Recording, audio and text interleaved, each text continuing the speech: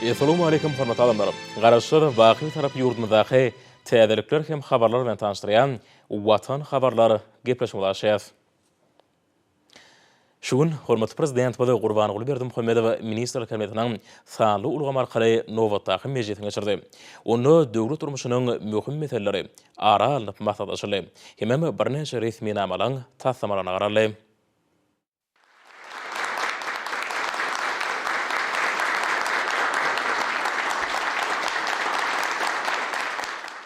Salam hormatly ministr kabinetiniň agzalary. Biz şonu ministr kabinetiniň sany ulgam arkaly nowatdaky mejlisini geçirýär. Mejliste taýýarlanan resmnamalaryň tasdimlamaryna sereder şeýle we käwreme beýlik mesele ara maslahatlaşar. Hormatly prezidentime de sany ulgam arkaly geçirilýän ministrler kabinetiniň mejlisiniň gün tertibine geçip, ilki bilen ministrler kabinetiniň başlygynyň ornatary Uraz Gelliýewe söz berdi. Vice-premier ýurdumyzyň vilayetlerine gowy hatylynyň düýbini tutmak hemde ekşi mewsüminiň belinen agrotehnik möhletlerde geçirilmegini üpçün etmek maksady bilen gowy çekişine başlamagy görülýän taýýarlyk barada gatabat berdi. Şu günleri vilayetlerde paxtaçy kärinleçleriň ekşe girişmek, şol sanyny gowy tokumly taýýarlamak boýunça zeruri işler geçirýänligi bellenildi. Ekşe geçiriljek meýdanlarda meýilnamalaryň işler alınıp barlýar. Dünýäniň öňdäwäçi döwletlerinden satyn alynan ýokary örnejlikli döwrewap obagjyk teňkelerini we gurallaryny netijeli ulanmak hemde ekşi mewsüminde gowy çekici teňkelerini we gurallaryň büýükdensiz iş edilmegini üpçün etmek maksady bilen etraplarda ýörüýte toparlar düredildi. Şol toparlar degişli serişler bilen üpçün edildi. Vice-premier hatawatyň başlyna ustad daýhanlaryň, tejribeli hünärmenleriň, alimleriň we mehanizatorlaryň gatnaşmagyna, ýurdumyzyň vilayetlerine tejribe maslahatlaryny geçirmegiň hemde gowy çekişine başlamagyň senesini belläp, oňa ak pata bermegi hormatly prezidentimizden haýyş etdi. Hormatly prezidentime de hatawat dinläp, şeýle diýdi. Hormatly ministr kabinetiniň agzalary, hormatly adamlar, dikin bilen bagly ýani Uraz Gelliýew ýurdumyň paxtaçy daýhanynyň durmuşyny bir möhüm gowy çekişe ýetip gelýär. Ekşi gyýyk wagtyň içinde.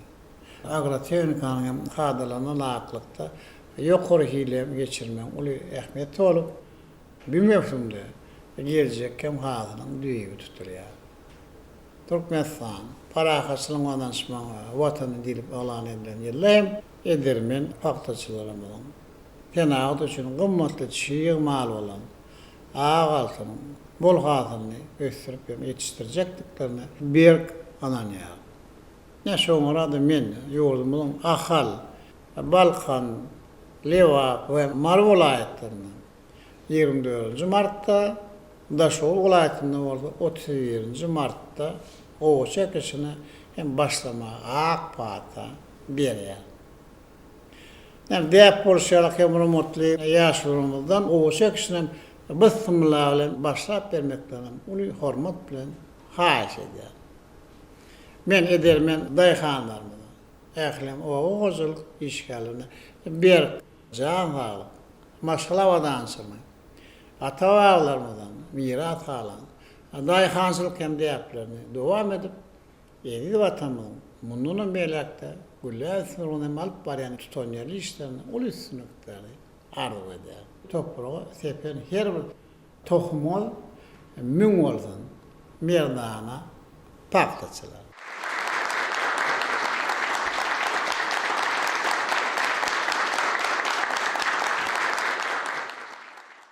Soňra ministrler kabinetiniň başlygynyň ornatary, daşary işler ministri Meriedow bitarap Turkmenistanyň ansanperör ugrı boýunça halkara hyzmatdaşlygyny mundan meýlekde ösürmek boýunça daşary işler ministrligi tarapyndan geçirilýän işler barada hatawat berdi.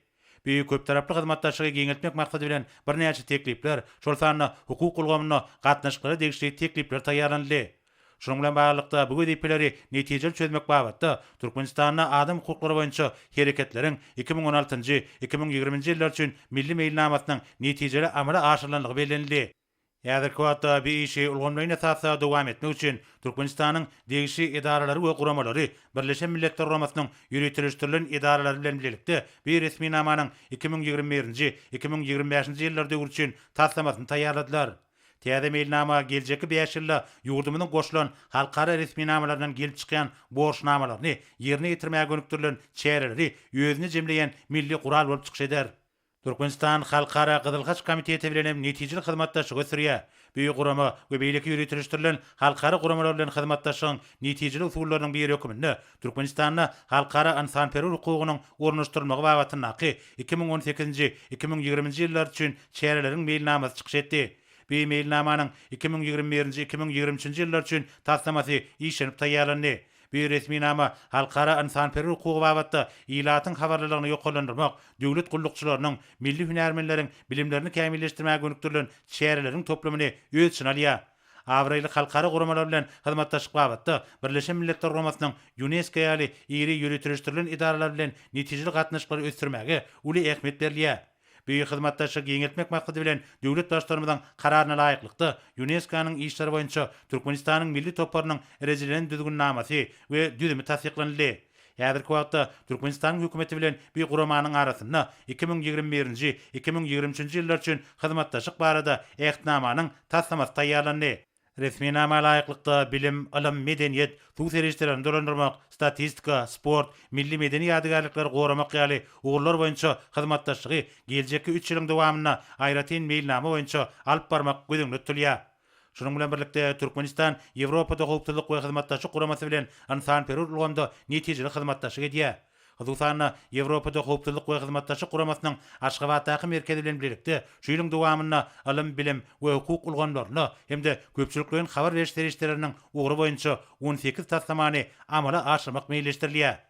Ýewropada howpsuzlyk we hyzmatdaşlyk guramasynyň milli azlyklaryň işleri boýunça ýokary komissarynyň edarasy bilen hem asnaşykly gatnaşyklar ýola goýuldy. Häzirki wagtda bu idara bilen ýerine ýetirilýän işleri ulgamlyň esasynda alyp barmak maksady bilen ýurdumyzyň bilim ministrliginiň Ýewropada howpsuzlyk we hyzmatdaşlyk guramasynyň milli azlyklaryň işleri boýunça ýokary komissarynyň edarasynyň arasynda Türkmenistanyň dil we medeniýet köpdürligi boýunça hyzmatdaşlyk hakynaky ähtnamanyň taslamasy taýýarlandy. Hormat prezidentimizin başlangyjy bilen döredilen Türkmenistanyň adam hukuklary babatda halkara borçnamalarynyň we halkara insanperwer hukugynyň ýerine ýetirilmegini üpsün etmek boýunça Pugdagary toparynyň işi iýligdirlik kämilleşdirilýär. Muňa mysal höküminde Pugdagary toparynyň halkara guramalaryň wekilleri bilen birlikde geçiren mejlislerini görkezmek bolar. Şunun bilen baglykda 24 martda Daşary işler ministrliginiň halkara gatnaşyklary institutynyň binasynda Pugdagary toparyň nowatdaky mejlisini geçirmek teklip edilýär. Onun gün tertibine şu ýylda awraýly halkara guramalar bilen insanperwer ulgamdaky hyzmatdaşlyk göstermäge hemde bilelikde taýýarlanan iş mailnamalaryny durumça geçirmäge degişli meseleler giýdiler. Şeýlekem şu mejlise sanly video aragatnaşyk arkaly Merkezi Aziýa sebitinde we Türkmenistanyň işleýän halkara guramalarynyň wekilleriniň gatnaşmagy teklip edilýär. Hormat prezidentime de hatabat dinläp, gydyklanma bildirýän daşary ýurtly hyzmatdaşlaryň ählisi bilen iki taraply we köp taraply görnüşde insanperwer ulgamda netijeli gatnaşyklaryň pugtlandyrylmagynyň we giňeldilmeginiň bir tarap Türkmenistanyň daşary siýasat strategiýasynyň ileri tutulýan ugurlarynyň biridigini beledi. Bu ýurda ýurdumyz iri halkara guramalary, şol sany Birleşen Milletler Guramasy we onuň ýürütülişdirilen idaralary, Ýewropada howpsuzlyk we hyzmatdaşlyk guramasy hemde beýleki awraýly düzümler bilen netijeli hyzmatdaşlyk edýär. Milli liderimiz üstünlükli amal aşırılan ve durumça geçirilýän milli hemde umum beýakitlere laýyk gelýän bilelikdäki taslamalaryň uzak möhletli geljegi nazara almak arkaly gurulýan bu hyzmatdaşlygyň aýdyň netijesini beledi. Türkmenistan öz üstüne alan halkara borçnamalaryny ýerine getirmäge bir ıgrarly donu görkezip, insanperwer hyzmatdaşlyk meselelerine işin gorny gelýär. Hemde tebit we ähli derejede paragatçylyk we awadançylyk öpçün etmäge, häzirki döwrüň wajyp wezipelerini çözmäge, durnukly öz iş maksatlaryna ýetmäge gönükdirilen anyk başlangyçlary öňe sürýär. Hormat prezidentime de bular barada etmek bilen hüdülünün teklipleri makullady. Hemde vice-premieri Daşary işler ministrine olary durumça geçirmek, agdaryň ulgamda netijeli hyzmatdaşlyk üçin köp taraply kuwatdan has netijeli peýdalanmak boýunça degişli tapşyryklar berdi. Soňra Ministrler Kabinetiniň başlygynyň ornasary Durdulew Türkmen Kimya döwlet konserniň işini kämilleşdirmek hemde energetika ministrligine we onuň idara kärhanalaryna sanyl ulgamy ornaşdyrmak boýunça alınıp barýan işler barada hatabat berdi. Türkmenistany senagat taýdan ösen döwleti öwürmek we ýerli çygymal serişlerini oýlanjykly peýdalanmagyň esasynda senagat budugyny diversifikasiýa bilen ösdürmek ugruna ýurdumyzda ýokary tehnologiýalar bilen enjamlaşdyrylan täze döwrewap deskalar gurulýar. Odalyň işläp gelýän kärhanalaryň durky täzelenýär. Yurdumyzyň kimya pudugyny munun meýlekde ösdürmek, mineral, gidromineral we uglevodorod serişleriniň netijeli peýda alınmagyny we toplumlaryň gaýtadan işlenilmegini, ýylatyň hemde halk hojalarynyň puduklarynyň zerur kimya önümleri bilen üpçün edilişini gowlandyrmak maksady bilen Türkmen Kimya Döwlet Kanseriniň düzümine täze önümçük kärhanalary ulanylmagy berildi. Turkmenistanyň durmuş ykdysady ösüşiniň 2011-nji 2030-njy ýyllar üçin milli maksatnamasynda we Turkmenistanyň prezidentiniň ýurdumyzda 2019-njy 2025-nji ýyllarda durmuş ykdysadydan ösdürmek maksatnamasynda kesgitlenilen wezipeleri laýyklykda täzeçil tehnologiýalar bilen üpçün edilen döwrewap önümçülükler daşary ýurtlardan getirilen haritlaryň orny tutýan önümleri çykarmaga hemde eksport mümkinçilikleri artdyrmaga gönükdirilenler. Vice-premier hormat prezidenti bilen garamagyna Türkmen Kimya Döwlet Kanseriniň işini kämilleşdirmek hakyndaky kararyň taslamasyny ödürledi. Resmi nama laýyklykda pudugyň kärhanalarynyň dolanýylyşyny kämilleşdirmek, işçi güýjini, maddi we mali serişlerini erejeli ulanmak maksady bilen Türkmen Kimya Döwlet Kanseriniň merkezi iş diwanynyň düzüm gurulşyna üýtgetmeler girmek teklip edilýär. Hormat prezidenti mäde hatabat dinläp, ýurdumyzda hemde daşary ýurtlarda tarpetçileriň ýokary isleginden peýda bolan kimya önümleriniň ýurdumyzda öndürilen möçürlerini we görnüşlerini ýygyderli artdyrmak boýunça ýöňde goýulan wezipeler bilen baglykda kimya tenagatyny kämilleşdirmek ugruna işleri alyp barmagyň zerurdygyny bellädi. Döwlet başçylygynda degişli karara gol çekip, ony elektron resminama bilen çygarkaly vice-premieri iberdi. Hemde bir resminamanyň düzgünleriniň ýerine ýetirilişine bir gödegçiligi üpçün etmek tapşyrdy. Soňra vice-premier Durduliýew hatabatyny dowam edip, energetika ministrliginiň hemde onuň idara kärhanalarynyň işine tanul gomy ornaşdyrmak boýunça alınıp balyan işler barada aýtdy. Elektrik energetika pudugyna tanul gomy ornaşdyrmak işleriniň gidişine gödegçilik etmek maksady bilen energetika ministrliginiň merkezi diwanyna maglumat howpçylygy we tanly tehnologiýa bölümi döredildi. Häzir döwlet energi gödegçilik kärhanasynyň binýadyna hatabat merkezi döredilip, şol ýere Aşgabat şäheriniň hemde vilayatlariň ähli tarpejleri barada maglumatlar gelip gowşýar. Tölük terminallary oturdyldy. Hatabat merkeziniň internet portaly döredildi. Öýjükli telefon arkaly tölük geçirmek hyzmatlaryny ýola goýmak boýunça işler tamamlaýyş tapgyrda alınıp barýar. Büyük şäherler nagdyal hataplaşyklary geçirmäge, elektrik energi tölekleriniň geçirişine we taşyýatly ulanşyna gödegçilik etmek boýunça işleri ýeňilleşdirmäge gönükdirilenler. Hormat prezidenti mäde hatabat dinläp, milli ykdysadyetimiň esasy puduklaryny tanul gomy geçirmegi çaltandyrmagyň zerurdygyny öňe çekip, vice-premieri gödegçilik edýän düzümlerini tanlaşdyrmak işini diversifikasiýa ýoly bilen alyp barmak hemde Türkmenistanyna 2019-njy 2025-nji ýyllarda tanlyk ykdysadyety ösdürmegiň konsepsiýasyna laýyklykda maglumatlaryň elektron binýadynyň awtomatlaşdyrylan ulgamyny döretmek boýunça işleri güýçlendirmek barada anyk görkezmeler berdi. Soňra Ministrler Kabinetiniň başlygynyň ornatary Müşrikow Türkmenistanyna 2019-njy 2025-nji ýyllarda sanlyk ykdysadyety ösdürmegiň konsepsiýasynda kesgitlenen wezipeleri üstünlikli çözmek maksady bilen görülýän anyk çäreler hemde ýurdumyzyň ähli puduklaryna, wilayatlariň we Aşgabat şäheriniň häkimliklerini sanlyk ykdysadyety ornaşdyrmak we elektron maglumat binýatly ulgamyny döretmek babatda geçirilýän işler barada hatabat berdi. Geçirilen seljerme işlerine laýyklykda wilayatlariň we Aşgabat şäheriniň häkimlikleriniň gurulşyny, maglumat howpçylygy we tanly tehnologiýalar bölümini döretmek, olaryň düzümine degişli üýtgetmeleri girmek hakynda teklip taýýarlandy. Şonuň bilen baglykda hormat prezidenti bilen garamagyna wilayatlariň we Aşgabat şäheriniň häkimlikleriniň işini kämilleşdirmek hakyndaky kararyň taslamasy götürildi. Hormat prezidenti mäde hatabat dinläp, şahsiýetiň, jemgyýetiň we döwletiň içerki we daşarky maglumat howplarynyň goruglyk ýagdaýyny gadanmagyň, adamyň we raýatyň konstitusiýon hukuklaryny we adatlyklaryny amala aşyrmagy, halkymyzyň münasip durmuş derejesini üpçün etmek bilen çäklenmän, eýsem ýurdumyzyň öz ygtyýarlygyny hemde durnukly durmuş ykdysady üçin üpçün edýänini beledi. Şunun bilen baglykda bu ugurda görülýän toplumlaryň çäreler ähli kesgitlenen meýilnamalary ýerine ýetirmäge ýardam etmelidir. Hormat prezidentime degişli karara gol çekip, onu elektron resminama bilen çygarkaly vice-premieri iberdi. Hemde resminamada kesgitlenen wezipeleriň ýerine getirilişini bir gödegçilikde taklamagy taşyrdy. Soňra vice-premier hatabatyny dowam edip, tanul gomy geçmegiň döwlet hyzmatlarynyň hilini ýoklandyrmak, idara kärhanalary durandyrmak işini kämilleşdirmek boýunça görülýän toplumlaryň çäreleriň çäklerini gödegçilik edýän düzümleriniň alyp barýan işleri barada maglumatlar berdi.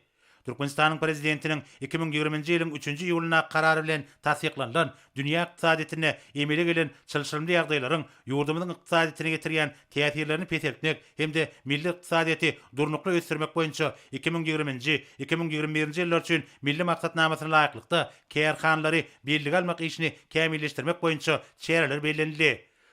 Şonuň bilen baglykda ýuridik şahslary döwlet tarapyndan bellige almagyň hemde olaryň hasabyny ýöretmegiň tertibiniň gaýtadan işlenip taýýarlanyny barada habar berildi. Ýurdumyzda kiçik we orta telekeçiligiň işçiligi üçin amatly şertler döretmek, raýatlaryň işgürlük başlangyçlaryny giňden gollamak maksady bilen resmi namanyň taslamasyna degişli üýt götmeler we goşmaçylar girdildi. Hormatly prezidentime de hatabat dinläp, gadyraşdyrjy hukuk namalaryny döwrüň talaplaryna hemde ýurdumyzda durmuş ykdysadydan ösdürmegiň möhüm wezipelerine gybap getirmegiň milli kanunçylyk bunyadyny özgertmegiň esasy orlarynyň hataryny durýanyny belledi. Döwlet başlarymyzy hereke edýän resmi namalary ýygyderli seljermegiň hemde olary tapgyrma täzelemegiň möhümdigini aýdyp, vice-premiere kärhanalar hakynda Türkmenistanyň kanunynyň düzgünlerini nazara almak bilen bu ýurda alınıp balyan işleri dowam etmegi tapşyrdy. Soňra Ministrler Kabinetiniň başlygynyň ornatary Galejew ýurdumyzyň hususy eksport edijilerini mundan meýlekde gollamak barada hatabat berdi. Daşa ýurtlardan getirilýän haritlaryň orny tutýan we eksport ýönümleriniň öndürilýän mukdaryny artdyrmak boýunça toplumdan işler alınıp barlýar. Hususy ulgamyň ösdürmegine döwlet tarapyndan berilýän gollawyň netijesinde daşa ýurtlara senagat haritlarynyň hemde adyk öňümleriniň eksport edilişiniň muktary artdy. Eksport amallaryny höwüslendirmek boýunça hormatly prezidentimiň ýöňde goýan wezipelerini ýerine getirmek maksady bilen bir näçe amallary ýeňilleşdirmek barada hususan haritlary eksport etmek bilen meşgullanýan hususy telekeçiler we şahsy taraplar üçin ýeňillikler döretmek boýunça teklipler aýdyldy. Bu ýurda dünýä tejribesinden oğralanyp birja söwdasyny ösdürmek hemde oňa ýurdumyzyň telekeçileriniň gatnaşmagyny giňeltmek boýunça çäreler görülýär. Hormatly prezidentime de hatabat dinläp, Türkmenistanyň telekeçilik ulgamynyň hemme taraplaryny ösdürmeginiň häzirki zamanyň bazyr gurallaryny giňden ornaşdyrmagyň hasabyna hususy ulgamyň paýyny artdyrmagyň döwletimiziň durmuş ykdysady syýasatynyň ileri tulýan oglarynyň biridigini belledi. Birleşmeýäniň agdalary ýurdumyzda hususy işgürlük üçin döredilýän amatly şertlerden peýdalanyp, içerki wagtlarda harit bolşugyny üpçün etmek işinde uly tejribe topladylar. Ýurdumyzyň telekeçleriniň öndürýän öňümleri halkyň islegini kanagatlandyrmak bilen bir hatarda hususy ulgamyň eksport kuwatyny artdyrýar. Döwlet başlarymyz bu ýurda alınıp balyan işleri dowam etmeligini hemde daşa ýurtly hyzmatdaşlar bilen ýödary beýikli işgur gatnaşyklaryň işleňleşdirilmeligini aýdyp, vice-premiere anyk görkezmeler berdi. Soňra Ministrler Kabinetiniň başlygynyň ornatary Öwedew Türkmenistanyň ýer üstüne gödüşik edýän milli ulgamny döretmek işlerini utgaşdyrmak boýunça hökümet toparyny döretmek hemde derýa ýollary açyk görnüşli paýdary jemgyýetini döretmek boýunça alınıp balyan işler barada hatabat berdi. Hormatly prezidentimiň hemra ara gatnaşygyny giňeltmek ulgamyny ýöňde goýan wezipelerini ýerine getirmek maksady bilen Türkmenistanyň ýer üstü barada kosmosdan alynan maglumatlary ýygnamak, teljermek we iş ýüzüne ulanmak üçin ýerur täze tehnologik hemde kommunikasiýon binýat öğretmek mümkinçiligini teljermek, bu ýurda degişli hünärmenleri taýýarlamak we okutmak hemde maglumatlary gaýtadan işlemek meselesini öwrenmek teklip edildi. Şonuň bilen baglykda ýer üstüne gödüşik edýän milli ulgamny döretmek işini utgaşdyrmak boýunça hökümet toparynyň düzümi we degişli düzgünnamany işläp taýýarlamak baradaky teklip beýan edildi. Hormatly prezidentime de hatabat dinläp, ykdysadyň ösmegi bilen halk hojalarynyň pudoklarynyň düzümleriniň arasyndaky maglumatlaryň dürli görnüşlerini bermegiň möhletleriniň hem artýanyny, umumy telekommunikasiýa düzüminiň geçerjilik ukybyny giňeltmegiň biri-birinden uzakda ýerleşýän ýylatly ýerleriň arasynda maglumatlary destin we ýokary ýerli berilmegini üpçün etmek zerurlygynyň ýokalanyanyny aýtdy. Milli ykdysadytymyzda mundan meýlekde taýyşly ösdürmek maksady bilen hemra aratnaşyk ulgamny dol kuwatyna ulanmak zerurdur. Hormatly prezidentimiz ikinji Türkmen ýaly milli hemrasyny uçurmaga taýýarlyk görmäge uly üns bermegiň zerurdygyny aýtdy. Milli liderimiz ýurdumyzda maglumat tehnologiýalaryny ösdürmegiň hemde bu ýurda ýokary hünärli işgärler taýýarlamagyň möhümdigini nazara alyp, okutmak işiniň döwrebap tehnologiýalar ulanmak arkaly ösdürilmeligini aýtdy we bu wagtda anyk tapşyklar berdi. Soňra vice-premier hatabatyn dowam edip, Türkmenistany 2019-2025-nji ýyllarda durmuş ykdysadydan ösdürmegiň maksatnamasyny durmuşa geçirmek maksady bilen döwlet eýçilerindäki kärhanlary hususlaşdyrmak we olary paýdaly jemgyýetlerine öwürmek boýunça geçirilýän işler barada aýtdy. Ulugulgamynda bilelikdäki we paýdalar kärhanlaryny döretmek, şol sanyna ýük taşalşynyň hemde ýolagçy gatnatmagyň meçhuryny artdyrmak, derýaloglar arkaly ilat edilen hyzmatyň hilini ýoklandyrmak boýunça anyk çereler görülýär. Türkmen deňiz derýa ýolları agentliginiň garamagynaky derýa ýollary ölümçük birleşiginiň işiniň netijeligini hassa ýoklandyrmak maksady bilen onuň guramaçylyk hukuk görnüşini öýtgedip, paýdalar jemgyýetine urmak hemde agentligiň we Türkmenmaşy halkara deňiz portunyň Deňiz Süwda floty ýapyk görnüşli paýdalar jemgyýetiniň esaslandyryjy hökümine gatnaşmagy baradaky teklip beýan edildi. Şunun bilen baglykda hormatly prezidentimiň garamagyna degişli resmi namanyň taslamasy götürildi. Hormatly prezidentime de hatabat dinläp, Türkmen deňiz derýa ýollary agentliginiň işini ünsi çekip, hojalyk ýöretmegiň netijeli usullaryny işiň ornaşdyrmagyň, kärhanlary dolandyrmak boýunça eýçiligiň dürli düzümlerini kemale getirmegiň hemde disgalary tapgyrlaýyn hususlaşdyrmagyň zerurdygyny bellädi. Milli liderimiz beýgurda görülýän çäreleriň döwlete dahylsyz ulgamyň paýynyň artmagyna ýardam edýänini bellädi. Döwlet başlarymyz derýa ýollary açyk görnüşli paýdaly jemgyýetini döretmek hakyndaky karary gol çekip, ony elektron resmi nama durunçy arkaly vice-premiere ýerdi. Hormatly prezidentimiz resmi namadan gelip çykan wezipeleri ýerine getirmek bilen baglanşykly vice-premiere anyk tawşyklar berdi. Soňra Ministrler Kabinetiniň başlygynyň ornatary Mehmedowa garaşdyrlyk ýyllaryna Türkmenistanyň gazanan uly üstünliklerini, halkara hyzmatdaşlygynyň çäklaryny, beýleki döwletleriň tele ýaýlymlaryna giňden beýan etmek boýunça alınıp balyan işler barada hatabat berdi. Türkmenistan paragatçylygyň we anançmagyň watan ýen ýylla hormatly prezidentimiziň içeri we daşar tiýadatyny giňden wagt etmek, dünýäniň iri habar berişleri bilen hyzmatdaşlyk giňeltmek arkaly ýurdumyzyň halkara maglumat giňişligine goşulmak boýunça toplumlaryň işler alınıp barlýar. Watanymyzyň garaşdyrlygynyň şanly 30 ýyllyk münasibetli ýurdumyzda geçirilýän çäreleri giňden beýan etmek boýunça işler amala aşyrylýar. Häzir daşary ýurt teleradio kompaniýalary bilen birlikde olaryň ýaýlymlaryna görkezmek üçin garaşdyrlyk ýyllaryna ýurdumyzyň gazanan üstünlikleriniň ähmiýetini açyp görkezýän uly göwrümli gepleşikler taýýarlanýar. Hormatly prezidentime de hatabat dinläp, garaşdyrlyk ýyllaryna ýurdumyzyň gazanan üstünlikleri bilen dünýä jemgyýetçiligini tanışdyrmak boýunça işleri işeňleşdirmegiň ähmiýetini bellädi. Şoň bilen baglykda milli liderimiz daşary ýurtlaryň awraýly habar berişi we teleradio ýaýlymlar düzümleri bilen hyzmatdaşlyk ösdürmek boýunça işleri dowam etmegi tapşyrdy. Türkmenistanyň telewizioniýa, radio gepleşikleri we kinematografiýa baradaky döwlet komiteti bilen daşary ýurtlaryň teleradio ýaýlymlarynyň arasyna ýödary hyzmatdaşlygy ýoly goýmak babatda anyk görkezmeler berdi. Soňra Ministrler Kabinetiniň başlygynyň ornatary Abdurrahmanow şu ýylyň 1-nji ýarymynda Saudi Arabistany paýçalygynyň paýtagty Er-Riyad şäherine geçirilmegi meýilleşdirilýän tüwda ykdysady hyzmatdaşlyk boýunça birlikdäki hökümetary Türkmen Saud toporunyň nowatdaky 7-nji mejlisine geçirmäge görülýän taýýarlyk barada hatabat berdi. Duşun barşyna hormatly prezidentimiziň 2016-njy ýylyň maýyna Saudi Arabistany paýçalygyna bolan resmi saparynyň çäklaryny, ol çeklen alalyşyklary we beýleki resmi namalary durumçy geçirmegiň meselelerini hemde süwda ykdysady, maýy goýum, energetika, gurulşyk we senagat ulgamlaryna, dag magdany, azyk we derman senagat puwdaklaryna, hususy işgürlük orunyna, taglyk goraş, owa we suwgaçylygy, daş gurşagy goramak, maglumat kommunikasiýa tehnologiýalary, ilim we bilim, sport, medeniyet we fiýagatçylyk ulgamlaryna iki taraplaryň hyzmatdaşlyk göstermegiň geljegini ara alyp maslahatlaşmak gözüňde tutulýar. Hormatly prezidentime de hatabat dinläp, Türkmenistany Saudi Arabistany paýçalygy bilen ýöňden gelýän dostlyk we netijeli hyzmatdaşlyk gatnaşyklarynyň baglanşdyrýanyny bellädi. Şol gatnaşyklar bolsa iki taraplaryň we köp taraplaryň görnüşde awraýly sewit hemde halkara guramalarynyň we düzümleriniň uğru boýunça üstünlük gösterilýär. Milli liderimiz deň hukuklyk, ýödary hormat goýmak we anançmak görelgelerine esaslanýan döwletary gatnaşyklarynyň okgully ösýänligini kanagatlanma bilen belläp, ýödary beýikli tüwda ykdysady we işgur gyzyklanmalary mundan meýläkde giňeltmek üçin uly mümkinçilikleriň bardygyny aýtdy. Milli ykdysadyty senagatlaşdyrmagy we sanyl goma geçirmäge tarap ugralynmagy, ýurdumyzda amala aşyrylýan giňerimli özgörtmeler maksatnamalary we iri taslamalar netijeli hyzmatdaşlygy diversifikasiýa ýoly bilen ösdürmek üçin oňoýly mümkinçilikleri üpçün edýär. Döwlet başlarymyza bilelikdäki hökümetary toparlarynyň işiniň ähmiýeti barada aýdyp, ýödary beýiklik we uzak möhretlik esasyna gurulýan hyzmatdaşlygy puwturlandyrmagyň netijeli guraly hökümini büýük tejribäniň özüni gowy tarapdan görkezenligini bellädi.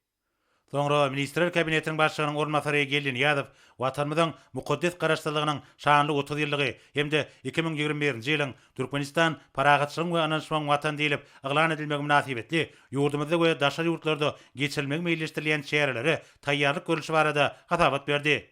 3-nji, 4-nji maýda Bilim Ministrliginiň hemde Ilimler Akademiýasynyň guramagyna onlaýn görnüşinde innowasion tehnologiýalary öýrenimçige ornaşdyrmagyň meselleri atly halkara almy amaly maslahaty 5-8-nji may aralygynda halkara insan-perwer ilimleri we ötüş universitetinde talipleriň arasynda halkara matematika olimpiadasyny geçirmek meýilleşdirilýär. Halkara forumda ýurdumyzyň alymlary, professorlar we mugallimler bilen birlikde daşary döwletlerden wekilleriň gatnaşmagyna garaşylýar. Şeýle hem halkara matematika olimpiadasyna Turkmenistanyň ýokary okuw mekdepleriniň talipleri bilen birlikde beýleki bir näçe döwletleriň talipleri gatnaşar. Hormatly prezidentime de hatabat dinläp, ilim bilim ilgamyny ösdürmäge hemde giň halkara hyzmatdaşlygyny ýola goýmaga ýardam edýän şeýle wekilçilikli forumlaryň geçirilmeginiň wajypdygyny bellädi. Ýurdumyzyň innowasion ösüşinde möhüm orny elýän ilim öýrenimçilik bilen berk baglanyşyk bolmalylar. Döwrewap işläp taýýarlamalar hemde ýöňdewarjy tehnologiýalar işiň ornaşdyrylmalylar. Döwlet başlarymada dünýäniň iň gowy tejribesiniň ýetişkin öwrenilmeginiň hemde daşary ýurtly käýärdeşler bilen ýerlikderli tejribe alşmagyň zerurdygyny çekip, ýöňümizdäki çäreleriň ýokary guramaçyk derejesini üpçün etmegi taşardy. Soňra hormatly prezidentimiz sanly ulgam arkaly geçirilýän ministrler kabinetiniň mejlisine gatnaşyga ýüzlenip, şeýle diýdi. Hormatly ministr kabinetiniň agdalary, hormatly adamlar. Hem bilşiňiz ýaly şöyle hem milli bahar bayramy halkara Novruz güni ýekşirme uny gawat gelýär. Şoňra kanunlar täzirmen 20-nji martdaky diň günni 23-nji martdaky tişenme uny geçirmek barada hem permana gol çekçek.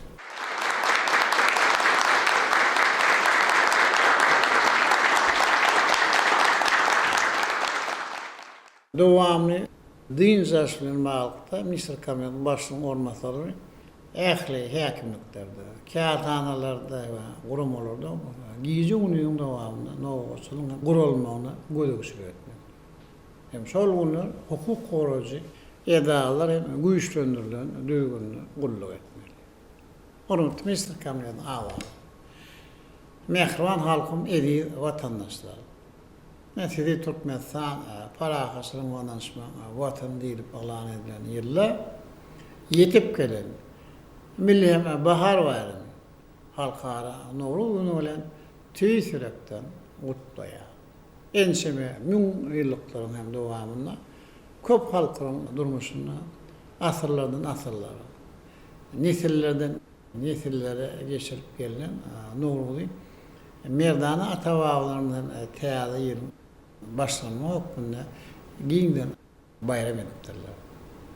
Hem Novruzyň gelmegi bilen tiýat jalanyp, agaçlar, pyntıklar, sahavatly, sehramyz, bol hem meýdanlarymyz ýaşyl, lywata beslenýär.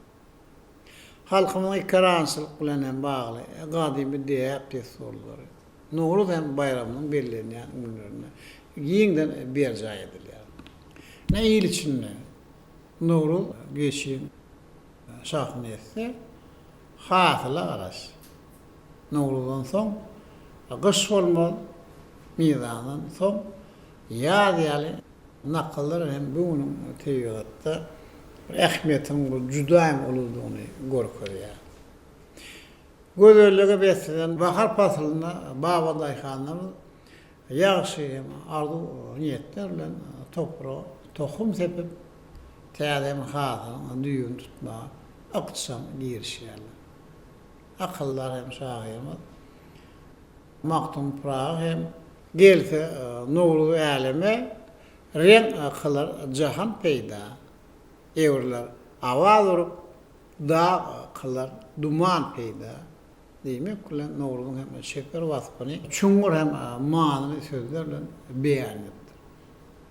Häzirki döwürde Novruz bayramy halkymyň gadymy taryhyny, medeni migrasyny, ruh hem dünýäsini özünde jemläp bakana ýetip bolmazak hem gymmatly hazyna öwrýär.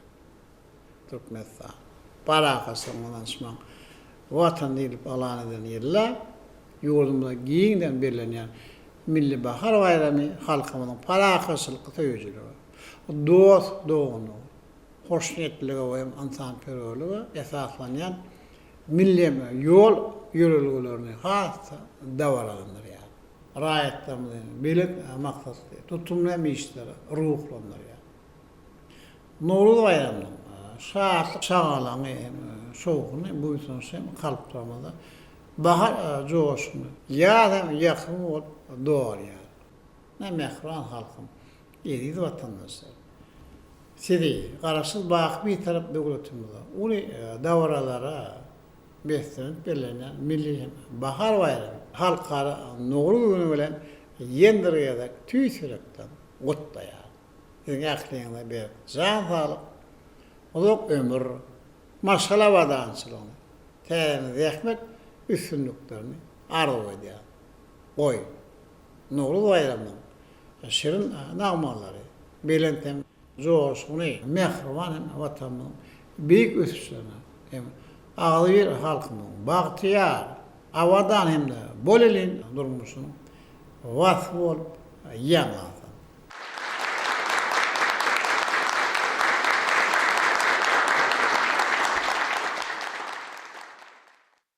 Hormat Mr. Kabinetinin ağaları. Biz şunun bilen faanly ulgam arkaly Mr. Kabinetinin nowatdaky mejlisini geçirip oturýar.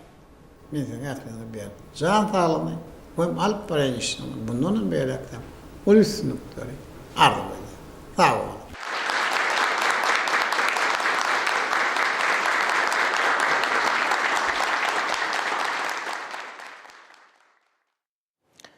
Inivolta Turkmenistan prezidentinin gol çekeni resmi namerlerini tanış edýäs. Milli bahar bayram münasibetli dyn şuny geçirmek hakynda Turkmenistanın prezidentinin fermany. Yurdumyzyň elatynyň milli bahar bayramyny dawraly belläp geçmegi, hemem oňa dyn jarmak üçin oňoýly şertleri döretmek maksady bilen şeride Turkmenistanyň zähmet kodeksiniň 81-nji maddasynyň 2-nji bölegine laýykly karar edýän. Birinji 2021-nji ýylyň 21-nji martyna dyn şuny 23-nji marta sişenbe gününe geçirmeli. İkinci, şu fermanyň ýerine ýetirilmegini eýeçiliginiň görnüşine garamadan ähli idaralar, kärhanlar hemem guramalar üpçün etmeli. Türkmenistanyň prezidenti Gurbanuly Berdimuhammedow. Welaýetliň hemem Aşgabat şäheriniň häkimlikleriniň işini hasam kämilleşdirmek maksady bilen Türkmenistanyň prezidenti karary bolçakdy. Resmi nama laýykda welaýetliň häkimlikleriniň hemem Aşgabat şäheriniň häkimliginiň guruluşy tasdiqlanýarly. Berqarar döwletimiziň bagtyarlyk döwründe Türkmen Himiýa döwlet konserniň işini hasam kämilleşdirmek, pudugy täze tehnologiýalary giňden ornaşdyryp, önümçilik kuwatlyklaryny hemem önürleýän önümlüň görnüşlerini artyrmak, daşary ýurtlara iwerleýän taýýar önümlüň meçhurlaryny ýygydarly köpeltmek, pudugyň kärhanalaryna sanly urgama geçmegi şartlandyrmak, himiýa önümçiligini ýokary derejeli hünärmeler bilen üpçün etmek maksady bilen Türkmenistanyň prezidenti karary bolçakdy. Resmi nama laýykda Türkmen Himiýa döwlet konserniň başlygynyň orunbasary wezipesi girdirildi. Hemem şu konserniň merkezi idarasynyň guruluşy tasdiqlanýarly.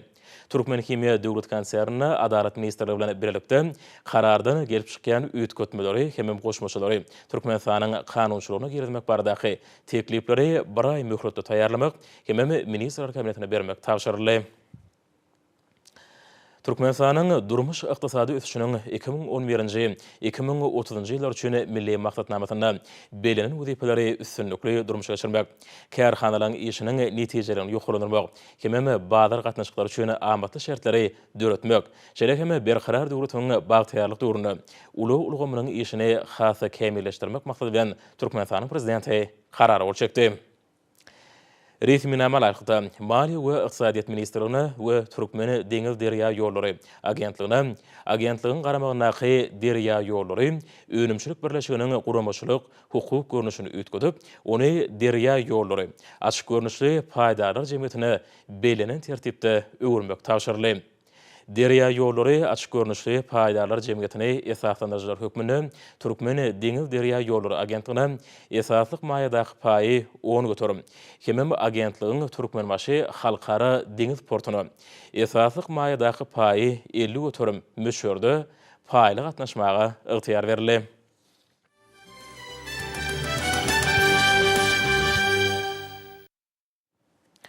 Ma'lum bolýar şu ýylyň 28-nji martyna ýurdumyzda kanun çykarjy häkimiýeti amala aşyrýan wekilçilikli idara bolan Türkmenistanyň Milli Geňeşiniň halk maslahatynyň agzalarynyň saýlawlary geçirilir. Şu günleri bu möhüm syýasy şäher münasibetli belli alynan dalaşgarlaryň saýlawçylar vilayetlaryň Aşgabat şäheriniň halk maslahatlarynyň agzalary bilen geçirýän duşyk ýygnaklary giň bilen dowam edýär. Berqarar döwletimizden bagtýarlyk döwrüne hormatly prezident bilen başlanykçary ata-babalarymyzyň demokratik halk häkimetlik ýürüleri esasyna amala aşyrylany konstitusiýon özgertmegi netijesinde parlamentiň iki palatary ulgama geçmegi bilen baglanşykly durmuşa geçirilýän şäherler ýurdumyzda milli demokratiýanyň dawranmasynyň aýdyň beýanlary. Ýylyň taryhy wakatyny öwrüljek bu möhüm syýasy şäherläni guramaçylyk hem milli demokratik ýürüleri raýatykda açyklyk, aýanlyk ýagdaýyna geçirmek maksat bilen ähli dalaşgarlary öz maksatnamalaryny halk maslahatlarynyň agzalaryna, ýagny saýlawçylara wagt etmekde deň şertlerini döredilýänini bellemek gerek. Duşyk ýygnaklaryna saýlawçylar dalaşgarlaryň ananylan adamlarynyň çykyşlary arkaly olaň terjemehali bilen giňden tanışmagda mümkinçilik alýarlar. Şeýle-de duşyň dowamyny dalaşgarlar halk maslahatlarynyň agzalarynyň öňüne çykyş edip özleriniň maksatnamalary bilen giň işleýän tanışdyrýarlar. Dalaşgarlar saýlawçylaryň halk maslahatlarynyň agzalarynyň özlerine bildirilen anamyny ödemek üçin ihlas etjeklerini, hormatly prezident bilen ýurdumyzda durmuş ykdysady, medeni taýdan ösürmek barada öňde goýan aýdyň wezipelerini ýerine ýetirmekde gujur gaýrat bilen zähmet çekjekliklerini anandyrdylar.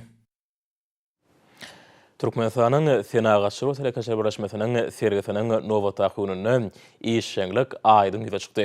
Sergi ýurdumyň dürli urardaky üstünlikleriniň öz bolşly beýanydyr. Berqarar döwletimiziň garaşdyrdygynyň 30 ýyllygynyň giňden bayram edilýän ýylyna gurulýan sergi hususy telekeçiligi ösdürmäge gönükdirilen siýasatyň üstünlikli amala aşyrylýanlygyna, ýurdumyzyň telekeçilerine berilýän döwlet gollawlarynyň öz miwelerini berýändigine şaýatlyk edýär. Häzir öz ykdysadyýatyny bazar gatnaşyklarynyň ýörelgileri esasyna ösýän ýurdumyzda halk hojalyk toplumynyň bu ulgamyny netijeli we sadaşly ösdürmek üçin amatly hukuk, ykdysady, mali we durmuş şertleri döredildi. Türkmenistanyň telekeçilik ulgamyny hemme tarapdan ösdürmek, döwrewap bazar usullaryny giňden ornaşdyrmagyň hasabyna onuň ornuny giňeltmek hormatly prezidentimizden alyp berýän durmuş ykdysady siýasatynyň esasy uğurlarynyň biridir. Serginin baş maksady kiçik we orta telekeçiligi ösdürmekdäki üstünlikleri, hem mümkinçilikleri, düýpli özgertmeleri, onuň innowasion binýadyny esas zat bolsa, döwletiň we hususy bölen hyzmatdaşlygynyň netijeligini açyk görkezmekden ibaratdyr. Şol hyzmatdaşlygyň ödününde bolsa, edi diýarmydy, mundan beýlekde gülledip ösdürmek wezipesidir. Döwlet başlarymyzyň ykdysady strategiýasyna laýyklykda milli ykdysadyýetimizi senagatlaşdyrmakda hem dünýä bazaryna bäsişi ukyply önümleri öndürmekde telekeçilige aýratyn orun berilýär. Bu çäräniň geçirilmegi Türkmenistan parahatçylyk we ananşmaň watan ýylyna aýratyn man mazmuny eýe bolýar. Döwlet başlarymyzyň kiçik we orta telekeçiligi gollamak siýasatyny dowam etmek bilen telekeçiler üçin ýer böleklerini bermeň düzgünni, qarz, gümrük we sowda amallaryny ýeňilleşdirmek barada görkezme berildi. Sewitlerde erkin ykdysady zorluklary döretmegiň işçileşdirilmegine uly ünsürlýär. Bu çäreler kiçik we orta telekeçiligi gollamak boýunça 2018-nji 2024-nji ýyllar üçin döwlet maksatnamasynyň ýygdarly amala aşyrylmagynyň şähertlerini durmuşa geçirilýär. Bu maksatnama Türkmenistany telekeçiligi işçileşdirmek arkaly ykdysady we durmuş ösüşiniň ýokary depkinlerini öpçün etmäge gönükdirilendir. Türkmenistanyň Senagatçylar we telekeçiler birleşmesiniň döredilen gününden bäri döwlet hususy telekeçilik gatnaşyklarynyň üstünligine we geljeginiň ullugyna şaýatlyk edýän ýeri tassamalaryň ençemesi amala aşyryldy. Hormatly prezidentimiziň alyp berýän giň halkara hyzmatdaşlyk siýasaty telekeçilere dünýäniň durly ýurtlarynyň işewur toparlary, halkara işewurlyk düzümleri bilen özara behitli gatnaşyklary işçiň ösdürmäge mümkinçilik berýär. Bu bolsa ýurdumyzyň dünýäniň ykdysady ulgamyna goşulmagyna hem hojalygy dolandyrmaň öňde barjy usullaryna geçmäge ýardam edýär. Häzirki wagtda bu maksatnamalar üçin sany tehnologiýalar giňden ulanylýar.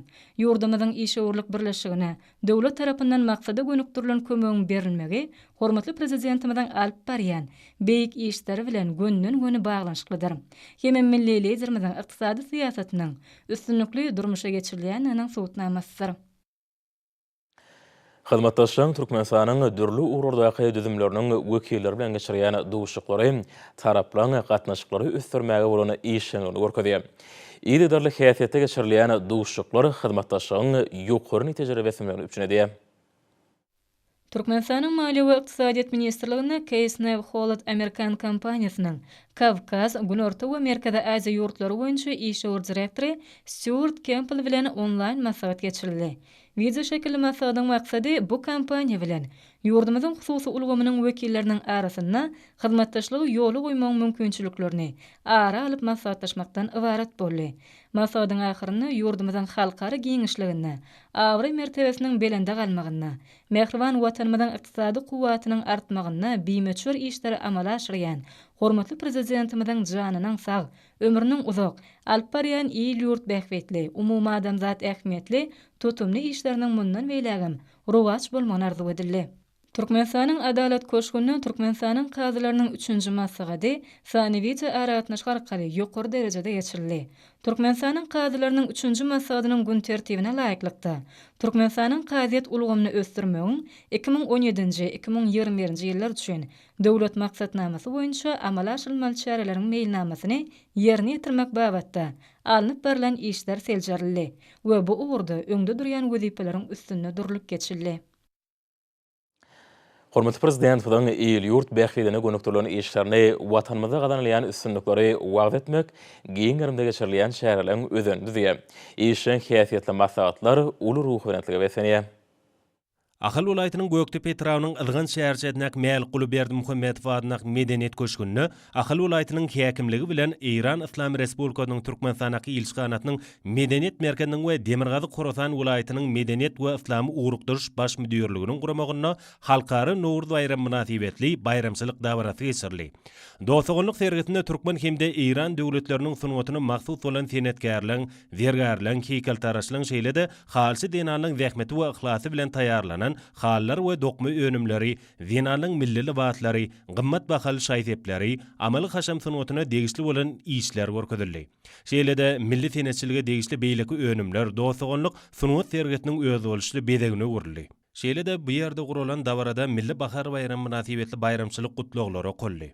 Dostluk ýurduň medeniýet we sunuwat işgärleriniň aýdymçy saadanylan folklor toparlaň bayramçylyk çykyşlary ören täsirli boldy. Halkara derejetindäki uly toýlary, duşuklary geçirmäge we olara gatnaşmak giň ýol açan iki ýurdun döwlet ýolbaşçylaryna işleriniň kimişe rowaj almagy arzu edildi. Milli bahar bayramy halkara Novruz bayramçylygy münasibetli Türkmen döwlet nesiriýat gullagynyň edebiýat we sunuwat gazetynyň guramagyna geçirilen şähere Zeminiň zynaty Nowruzum geldi diýilip atlandyryldy.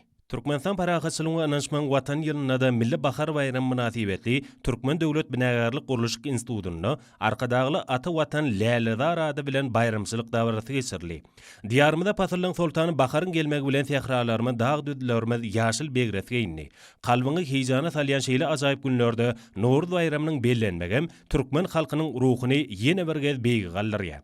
Novruz tabiatyň täzeden jana gelmegine, bol bereket etilmegine badalgy berýän ajaýyp sene. Oň insan durmuşy bilen aýrylmaz baglanyşygy bugün Türkmen halkynyň köňüne bahar şahalygyny esilýär. Köňüllere bahar şahalygyny esilýän bu pursatlarda raýat mertebetini bagtyň aýatyny göterýän berqarar döwletimiziň bagtyarlyk döwrüne bolan büýsönjümüz has artýar. Türkmenistanyň Döwlet Energetika Instituty Demokratik Partiýanyň Marwulayet şäher komitetleri bilen bilelikde milli bahar bayramy münasibetli dörüjülük duşugy geçirildi. Dawraly şäheriň dowamyny watanymyzy gahrman arkadagymyzy wasp edýän aýdymlar ýanglandy.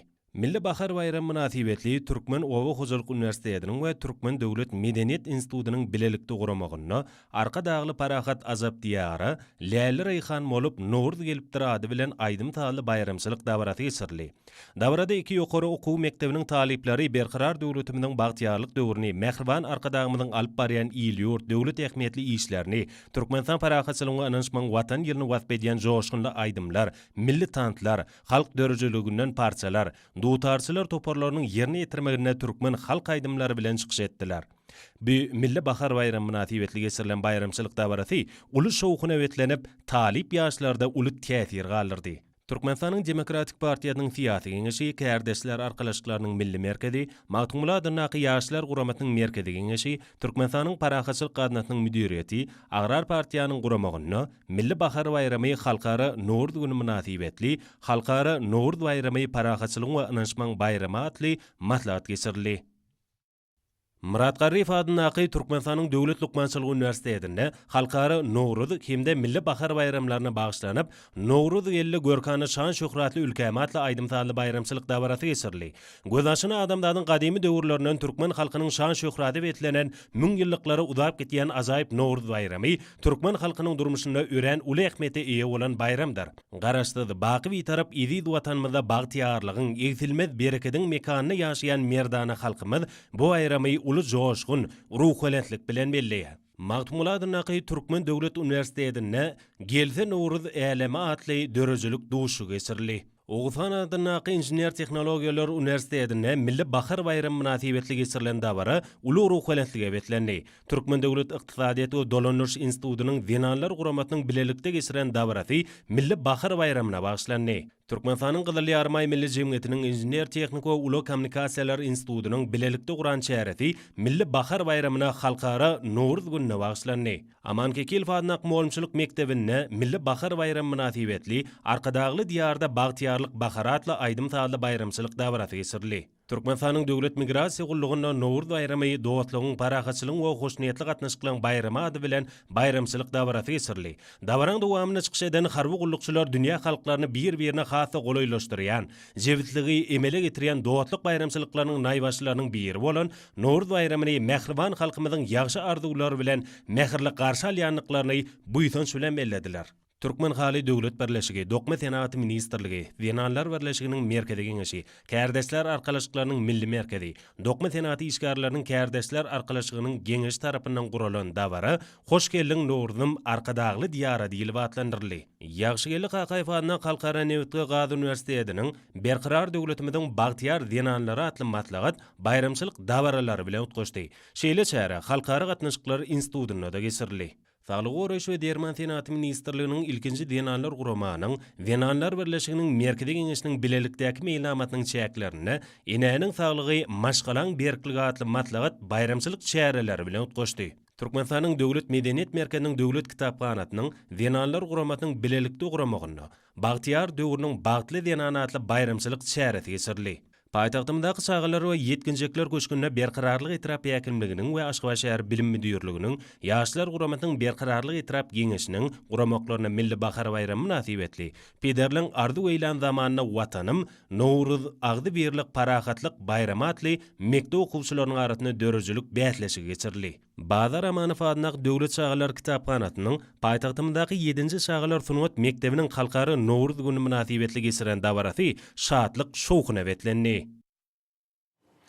Paýtagtymyzdaky Türkmenistanyň jemgyýetçilik guramalarynyň merkezinde milli bahar bayramy münasibetli Türkmenistanyň Magtumuladyndaky ýaşary guramasynyň merkezi geňeşi hemem Türkmenistanyň bilim ministrligi tarapyndan umum bilim berýän mektepleriň okuwçy gyýjagalarynyň arasynda eglan edilen iň eýjejik gyýjagaz 2021 atly şadiýan bäsleşiň jemleýiş tapyry geçirildi.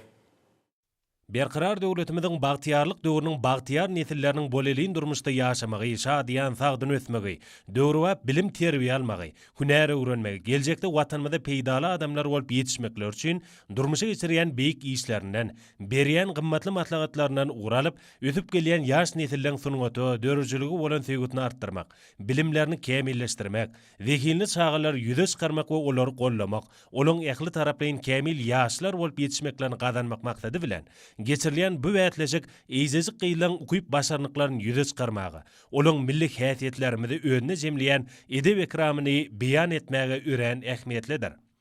Jemleýici tapgyra eýjejik gyýylan 12 gatnaşyp, olar wätleşiň 3 şerti boýunça özara wätleşdiler. Zehinli gyýjagalar aýdym-taýly çykyşlar ýerine ýetirmek, milli libatlar geýip, ony şahyrana söýler bilen wasp etmek ýaly ugurlar boýunça öz ukuyup başarnyklaryny görkezdiler. Gyýjagallaryň ýerine ýetiren aýdym-taýlaryna, şygyrlaryna ata watanymyzyň, bagtyar çağalygyň, mehriban enelerimiziň we bahar patynyň waspy öz beýan tapdy. Çağalyň peýek kalbyndan çykýan bu ýüzünçli söýler arkadagy prezidentimiziň adyna alkyş bolup ýanglandy. Bätleşiň 3-nji şerti hassa gyzykly we çekelişikli häsiýete eýe boldy.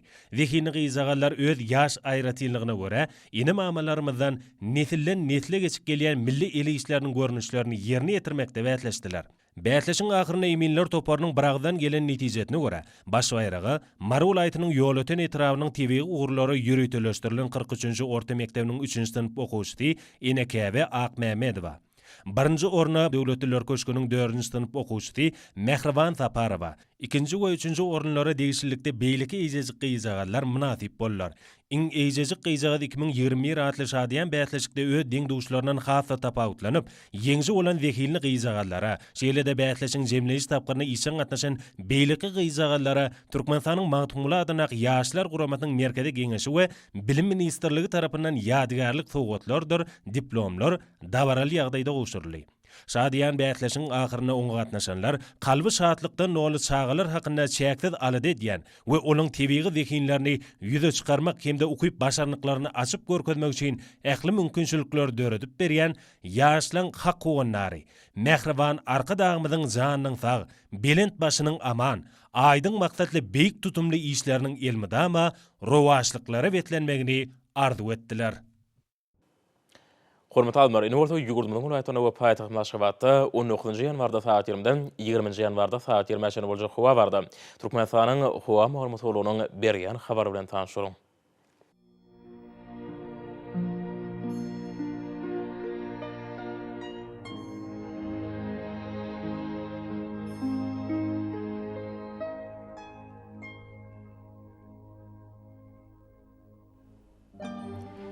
Balkan welaýatyna ütkap ýağmur tuhalyp az kem ýağşýar. Demirgazyk kulmatran teleskonto 9-4 metre ýetýän şemal ufer. Howa gejatine 3-8 gradus, gündüzine 12-17 gradus. Kenary etraplaryna 7-12 gradus maýl bolar.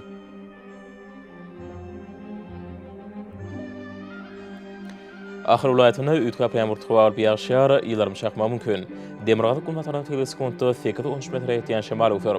Howa gejatine 7-10 gradus, gündüzine 14-19 gradus maýl bolar.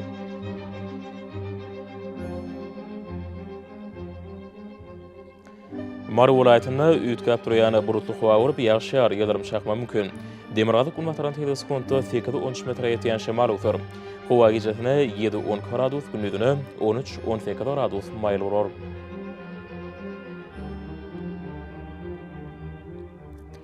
Lewap welaýatyna ütkap durýan bulutly howa borup ýağşýar, ýylarym çakma mümkin. Demirgazyk kulmatran teleskonto 9-4 metre ýetýän şemal ufer. Howa gejatine 8-13 gradus, gündüzine 12-17 gradus maýl bolar.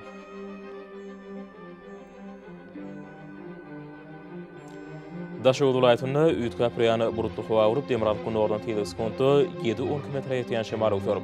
Howa gejatine 1 gradus sowukdan 4 gradus maýl, gündüzine 11-16 gradus maýl bolar.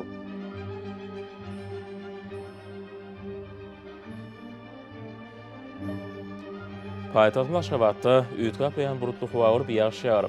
Demirgazyk kulmatran teleskonto 7-9 metre ýetýän şemal ufer. Howa gejatine 7-9 gradus, gündüzine 14-16 gradus maýl bolar.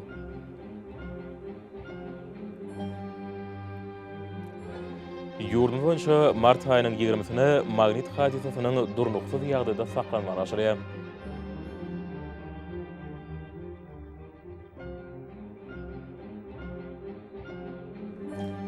Edi watandaşlar, häzirki wagtda howanyň düzümine tozan bölejikleriniň möçberiniň hadadan 10 götürüm artma bilen baglanşykly.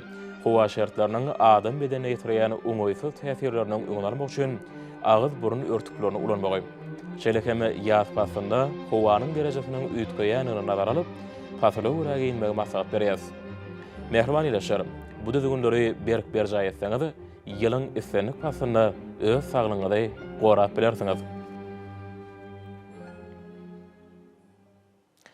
Mehriban adamlar, şunun bilen Watan Habarlary peşin jemleýäs.